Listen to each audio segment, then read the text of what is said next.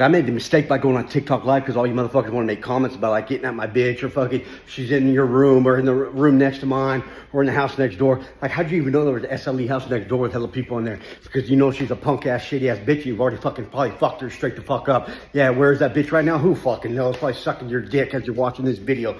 Yeah. It's helping you get off, you fucking weird ass motherfucker.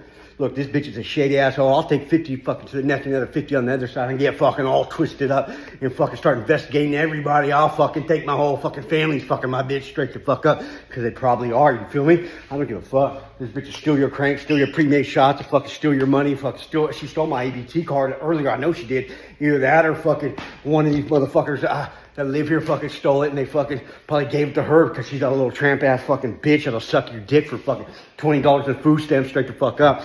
Look, this bitch is twisted, but not as twisted as me. When I do a fat ass hot round, a few shots into me, I'm like, wow. Oh, fucking, you guys got me fucking fucked up, right? Oh. Fuck you, man. Bullshit.